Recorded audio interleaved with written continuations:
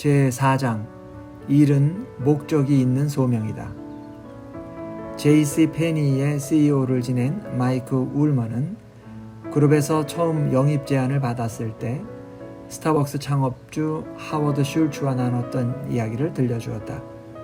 울먼은 매장 관리 분야에서 오래도록 일하며 성공적으로 경력을 쌓고 나서 몇 해 전에 은퇴한 터라 다시 비즈니스 현장으로 돌아가는 것이 망설여졌다. 하지만 슐츠는 울먼에게 말했다. 이건 기회입니다.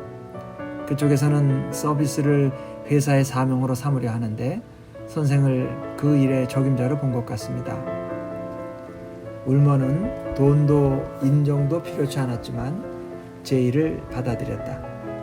2만 5천 명에 이르는 판매 직원들에게 저마다의 업무를 소중하게 여기며 고객들을 섬기는 게 명예로운 이름을 깨닫도록 새로운 방향을 제시할 수 있는 기회라고 판단했다. 간단히 말해 누군가를 섬길 수 있는 자리로 하나님이 자신을 부르셨다고 믿었던 것이다. 지금까지 창세기를 훑으면서 일의 의도와 존엄성, 패턴을 살펴보았지만 신약성경 그 가운데서도 특히 바울의 서신들을 살펴보면 하나님이 어떻게 세상을 섬기라는 부르심을 통해 일의 목적을 분명히 하셨는지 더 깊은 깨달음을 얻을 수 있다. 흔히 부르심으로 번역되는 단어가 성경에서 어떻게 쓰이는지부터 먼저 짚어보자.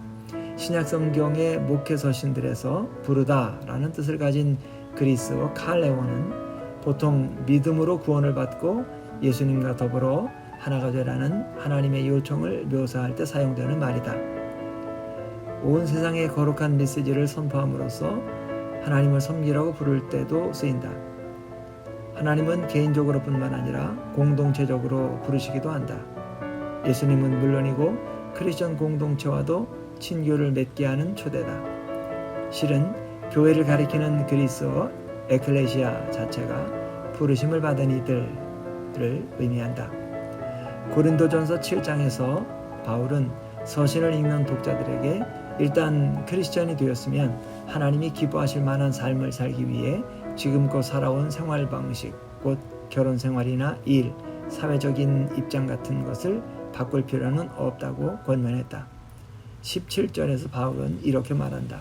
오직 주께서 각 사람에게 나눠주신 대로 하나님이 각 사람을 부르신 그대로 행하라. 내가 모든 교회에서 이와 같이 명하노라. 여기서 바울은 두 가지 종교적인 의미가 담긴 용어를 동원해서 통상적인 일을 설명한다. 바울은 다른 본문에서도 하나님의 백성들을 구원 관계 속으로 부르시며 영적인 은사를 주셔서 주님의 양들을 돌보는 한편 크리스천의 공동체를 세워가게 하신다고 여러 차례 강조했다. 크리스천이라면 누구나 하나님이 나누어 주신 분수 그대로 하나님이 부르신 처지 그대로 살아가야 한다고 강조하는 대목에서도 그 두 단어를 사용했다.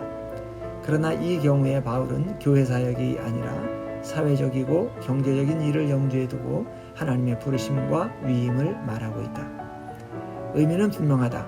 하나님이 크리스천들을 준비시켜서 그리스도의 몸을 세우게 하시는 것처럼 거룩한 백성들 모두에게 갖가지 달란트와 은사를 주셔서 인류 공동체를 건설하는 목표를 이루게 하셨다는 것이다.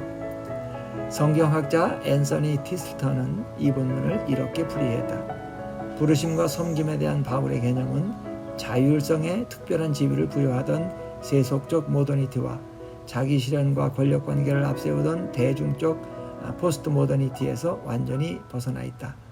그러기에 바울 서신의 이 대목은 현대사회에서도 여전히 타당성을 갖는다. 티스턴의 이런 해석은 프롤로그에서 인용했던 로버트 벨라의 주장을 떠올리게 한다. 벨라는 일에 담긴 소명이라든지 부르심의 개념을 회복하며 개인의 자아 실현이나 권력욕이나 이익을 도모하는 수단이 아니라 모두의 유익에 기여하는 행위로 보아야 한다고 지적했다. 하지만 기억할 것이 있다.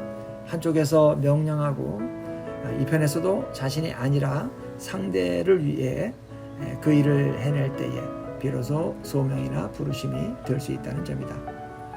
다른 이들을 섬기도록 하나님 주신 과업으로 일을 새로이 정의하는 과정이 선행되지 않으면 일상적인 일은 소명이 될 수 없다. 이것이 바로 성경이 가르치는 노동관이다.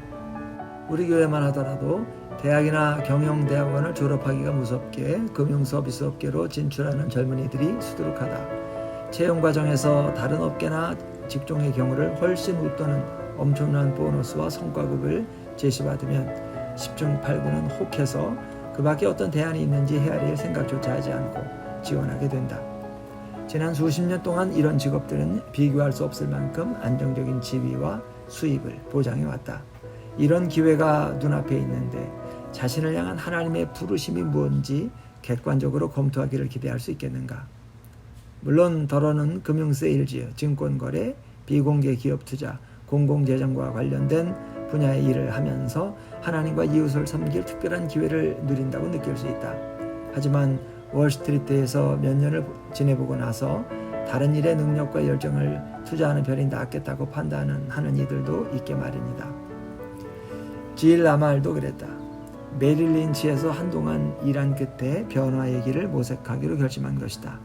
책을 좋아하고 글 쓰는 재주도 남달랐던 터라 출판계에서 일자리를 찾았다. 수입과 집이 모두 바닥부터 시작해야 했다. 꼭 금융계통에서 계속 일해야 큰돈을 만질 기회가 오는 건 아니라는데 스스로 동의하기까지 한바탕 씨름을 벌였다. 어떻게 하면 은사와 열정을 최대한 활용해서 하나님과 세상을 섬길 것인가만 생각하려 무진 애를 썼다. 난데없는 결정에 주변은 물론이고 교회에서도 요란한 구설수에 올랐다. 크리스천이라면 세상에서 자신이 하는 일의 목적에 대해 이처럼 혁신적인 통찰을 가져야 한다. 하나님이 불러서 과업을 맡기셨다는 사실 자체가 힘을 주므로 자아를 실현하고 권력을 얻을 속셈으로 직업을 선택하거나 이 일을 대해서는 안 된다. 도리어 이를 하나님과 이웃을 섬기는 도구로 보아야 하며 그 목적에 따라 직장을 선택하고 업무에 임할 필요가 있다. 직업을 선택하기에 앞서 던져야 할 질문은 무엇을 해야 돈을 많이 벌고 출세할 수 있을까가 아니라 지금 가진 능력과 기회를 가지고 어떻게 하면 하나님의 뜻과 이웃의 요구를 늘 의식하면서 최대한 다른 사람들을 섬길 수 있을까이어야 한다. 라말은 이런 질문들을 심각하게 받아들였다. 출판계에서 새롭게 일하면서 자신에게 편집과 신인작가 발굴 쪽에 뛰어난 재주가 있다는 걸 깨달았다. 세상에 읽을 만한 책을 내놓으려는 열정이 갈수록 커졌다. 그 중에는 성경적인 세계관을 반영하는 작품들도 있었지만 그렇지 않은 사례도 드물지 않았다. 라말은 탁월해지기 위해 끊임없이 노력했다. 그리고 마침내 바은즈 앤 노블사가 추진하는 역량 있는 신인 작가 발굴 프로그램의 책임자가 되었다. 라말은 이 사업을 통해 신인 작가들에게 더 많은 독자들과 만나는 소중한 기회를 줄 수 있었다. 앞에서 소개한 두 가지 질문 가운데 직관에 어긋나는 게 있음을 감지했는가? 실력을 갈고 닦아서 해당 분야의 1인자가 되고자 하는 동기를 지속적으로 불어넣어주는 것은 후자다.